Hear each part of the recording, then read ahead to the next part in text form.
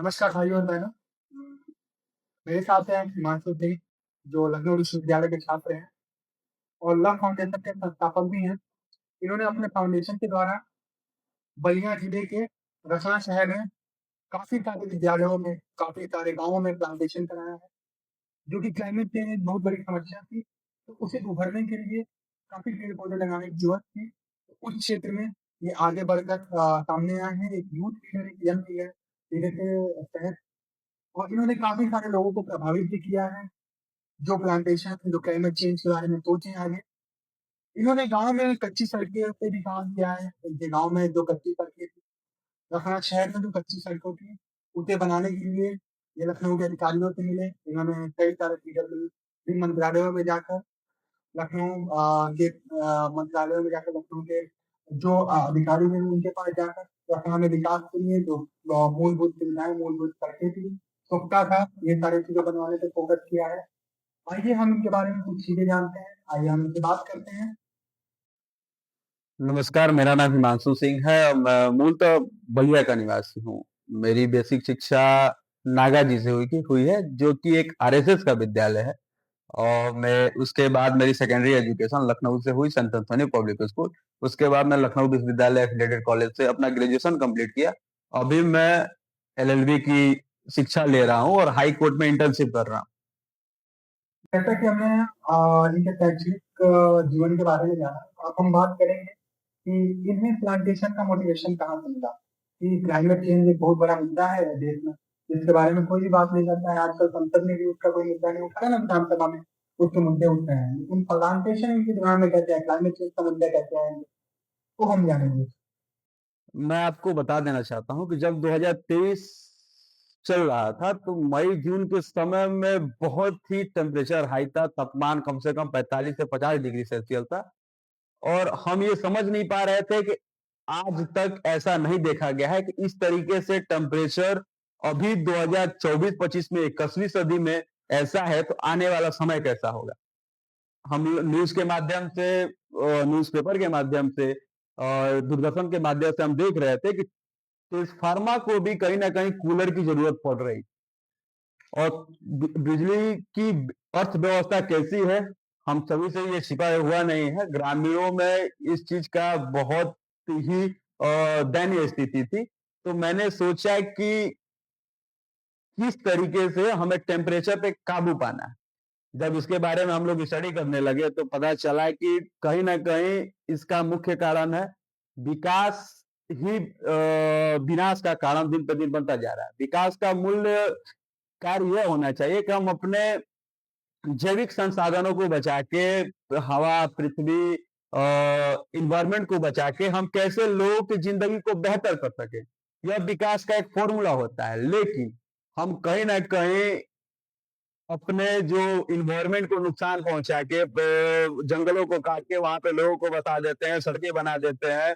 कहीं न कहीं हम जो एनवायरनमेंट को हानि पहुँचाते हैं, ये कहीं न कहीं विकास एक विनाश का कारण दिन पे दिन बनता जा रहा है और आने वाली जनरेशन की स्थिति दयनीय हो जाएगी। इसीलिए हमने एक लव फाउंडेशन की शुरुआत की, जिसके तहत हम लोगों ने गाँव में जा के जनसंपर्क किया, लोगों को जागरूक किया और बहुत सारे प्लांटेशन, हज़ारों की संख्या में प्लांटेशन हमने कार्य कराए। हमें पता नहीं था कि यह मुहिम इतनी तेज़ी से कैसे आगे बढ़ जाएगा, लेकिन जब मैंने शुरुआत की, तो एक गाँव से मैंने इसकी शुरुआत की और धीरे-धीरे 75 गाँव में जाके हम सभी ने प्लांटेशन कराए। प्लांटेशन का तो समझ में आता है, पौधे लगाना और क्लाइमेट चेंज पर अपने अपने गाँव में जो सड़क का मुद्दा था, हम बात करें सड़क की, तो इंफ्रास्ट्रक्चर डेवलपमेंट के मोदी सरकार 2014 से काफ़ी काम कर रही है। हमारे सड़क एवं परिवहन मंत्री नितिन गडकरी जी काफ़ी कार्यरत हैं सड़कों के ऊपर। लेकिन गाँव में इंफ्रास्ट्रक्चर आज भी वैसा ही है जैसा पहले था। गाँव का इंफ्रास्ट्रक्चर, गाँव की हालत कैसी? आपने कैसे सोचा कि आप गाँव में पक्की सड़कें? जब मैंने बताया कि जब मैं जनसंपर्क कर रहा था, तो जब मैं 75 गाँव में जब मैं पहुँचा, तो कहीं न कहीं मैं वहाँ की स्थिति से बहुत ही नाखुश था, बहुत ही नाराज़ था, क्योंकि जिस तरीके से सरकार फंडिंग देती है, उस तरीके से धरातल पे सही माने तो विकास नहीं हो पाता है। तो जब इसी क्रम में जब मैं अपने गाँव के एक राजभर बस्ती में पहुंचा, तो जब मैं वहां की स्थिति देखता हूं तो बहुत ही दयनीय स्थिति थी। घरों के आगे गंदा पानी बह रहा है, जो कि आजकल एक मूल विकास है, मूल सुविधा है, जो कि हर नागरिक को मिलना चाहिए, नाली और रोड। ये एक बहुत बड़ा मुद्दा है। लेकिन मैं आपको बता दूं कि हर जिले के ऐसे 80% गांव हैं जहां की हर बस्तियों में यह छोटी-मोटी भी मूल सुविधाएं आज तक नहीं पहुंच पाई। कहीं न कहीं हम विकसित भारत की बात करते हैं। कहीं न कहीं जब मुझे किसी विश्वविद्यालय में बुलाया जाता है तो मैं विकसित भारत के बारे में बात करता हूँ कि 2047 में हमारा देश ऐसा हो। लेकिन आज भी कई ऐसी बस्तियां हैं जहां के बच्चे आज रोड के लिए, सड़क के लिए तरस रहे हैं। तो जब मैं उन बस्तियों में जाता हूँ, जब मैं उनसे पूछता हूँ कि क्या हो चाची पनिया एइजा काहे है, वो तो नाली नइखे का, तो वो कहती हैं कि भैया प्रधान जी से, विधायक जी से कहत कहत थक गइल बानी, के मनवाई। और जब मैं उसके बगल वाले घर में जाता हूँ तो आप विश्वास नहीं करेंगे, एक महिला थी, वो रोने लगी, उसके घर में नल नहीं था। तो जब मैंने उनसे ये पूछा कि ये चाची तार घर में नल नइखे का, उन्होंने यह कहा कि भैया पनिया कहाँ बा? सोचिए कि वो महिला मुझसे रो के कह रही है कि मेरा पानी निकास का जगह कहाँ है, मैं पानी कहाँ गिराऊंगी, क्योंकि अगर मैं नल लगवाऊंगी तो पानी गिरेगा तो बगल वाले घर से विवाद होगा। इस तरह की स्थिति गांव में बनी हुई है। यह देखकर कहीं ना कहीं मुझे अंदर से यह लगा कि मेरे इतने पढ़े लिखे होने के बावजूद मैं अपनी जिंदगी किसी शहर में सेटल कर लूं, उससे बेटर है कि मैं लोगों के लिए संघर्ष करूं और जितने लोगों के लिए मैं मूल सुविधाएं दिला सकता हूं, जितने लोगों की लड़ाई में लड़ सकता हूं, मैं धरातल पे लड़ने की कोशिश करूंगा। इसी विचार के साथ मैं धरातल पे गया, तुरंत पंचायती राज के एडिशनल डायरेक्टर जी के बाद मैंने बात की, सारी चीजें उनके समक्ष रखा और कम से कम 12 परिवारों को मैंने 1 हफ्ते के अंदर पंचायती राज से आग्रह करके सोख्ता बनवाया। इसी तरीके के कई कई कार्य मैंने छोटे-मोटे कार्य मैं कर पा रहा हूँ, क्योंकि मुझे लगता है कि जब तक युवा अपने क्षेत्र की तरफ, अपने गाँव की तरफ रुख नहीं करेगा, तब तक हम विकास की मूल धाराओं से लोगों को नहीं जोड़ सकते। मैंने सुना आपके यहाँ एक सड़क 40 साल से नहीं बन पाई थी।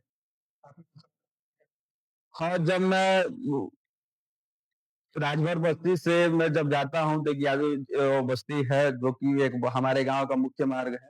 मैं बचपन में उस स्कूल से जाया करता था पढ़ने के लिए, लेकिन वहाँ पीडब्ल्यूडी की सड़क थी और 40 साल से बहुत ही दयनीय स्थिति में थी। लेकिन अधिकारी योगी जी की सरकार में जनता के हितों में कार्य करने वाली ये सरकार है, जनता के बारे में जनता के लिए कार्य करने वाली सरकार है। तो मैंने ये तुरंत पीडब्ल्यूडी के संबंधित अधिकारी को बताया और उन्होंने तुरंत कार्रवाई किया और वो आज रोड पूरी तरीके से बन रही है। सिर्फ हमने आपके कार्यों के बारे में जाना, हमने आपके व्यक्तित्व को जाना, काफ़ी अच्छी सोच है और ऐसी सोच हर युवा की होनी चाहिए। आप काफ़ी लोगों को इंस्पायर भी करेंगे। तो आखिरी में हम बस एक आखिरी क्वेश्चन के साथ समाप्त करना चाहेंगे। आपका आगे फ्यूचर उद्देश्य क्या है? आप क्या करना चाहते हैं? मेरा तो उद्देश्य यही है कि मैं अपने जीवन को आजीवन संघर्ष लोगों की आवाज बनना चाहता हूँ और मुझे सत्ता या पावर का कोई लोभ नहीं है। मैं अपने जीवन से अपने क्षमता के अनुसार मैं जो कर सकूं, मैं आजीवन लोगों के लिए वो करता रहूंगा और यही मेरा उद्देश्य है कि समाज के लिए, लोगों के लिए जीना है। और जो मजबूत नहीं है, आज भी जो दबे कुचले लोग हैं, जो मजबूत नहीं है, कहीं न कहीं अपने बातों को वो सरकार के समीप अधिकारियों के समीप नहीं रख पाते हैं। मैं एक ज़रिया बनना चाहता हूँ। मैं उनकी आवाज़ को, उनकी समस्याओं को संबंधित अधिकारी के समक्ष रखूँ और कहीं न कहीं उनकी समस्याओं का निवारण करा सकूँ।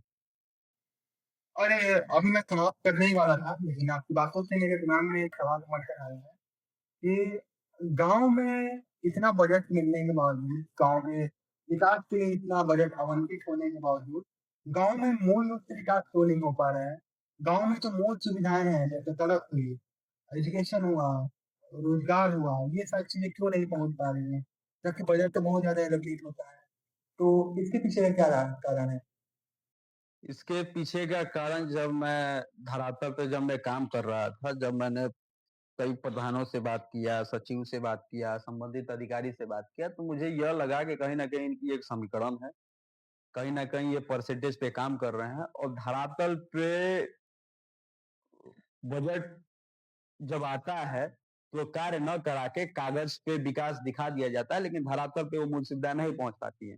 इसका मुख्य कारण है, कहीं न कहीं विधायक को भी इन सारी चीज़ों में इन्वॉल्वमेंट उनकी होनी चाहिए। हर एक जिला पंचायत सदस्य के अंदर में 25-30 गाँव आते हैं, तो उनको टाइम टू टाइम संबंधित अधिकारी जो उनके नीचे हैं, प्रधान हैं, सबको एक साथ लेके गाँव में जो लोगों की मुख्य समस्या है, उसके बारे में बात करना चाहिए और एक पारदर्शिता तरीके से इन चीज़ों को धरातल पे कार्य करना चाहिए कि गाँव में जो बजट आ रहा है, वो लोगों के साथ मीटिंग करके कि क्या ज़रूरत है, किन विषयों पे हमको काम करना चाहिए। तो मैं मानता हूँ कि 10 सालों में ये जो आज भी लोग 75% से 80% ऐसे गाँव हैं कि जो मुख्य नाली और रोड से संगत कर रहे हैं। विकास की तो बात मैं अभी बहुत दूर है।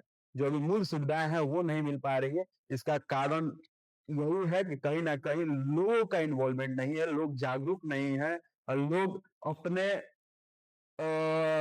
मुखिया से सवाल नहीं करते हैं, वो कहीं न कहीं उनके मन में आज भी डर है और उसका एक ही कारण है, एक एजुकेशन। लोगों को जागरूक होने की ज़रूरत है। और दूसरी बात कि लोगों को पता है, गाँव की राजनीति कहा जाता है कि प्रधानमंत्री का चुनाव और प्रधानी का चुनाव दोनों बराबर होता है। तो कहीं न कहीं गाँव में आज भी जाति समीकरण, परिवारवाद एक ऐसा मुख्य कारण है कि अच्छे कैंडिडेट को होते हुए भी लोग कहीं न कहीं जाति समीकरण पे या परिवारवाद पे मोहित हो जाते हैं और इसीलिए किसी आप देखेंगे कि हर गाँव में 2-4 गिने-चुने लोग हैं जिनका गाँव में दबदबा होता है और वही चुनाव जीतते हैं और लाख वो भ्रष्टाचार करे फिर भी गाँव के लोग विरोध नहीं करते हैं।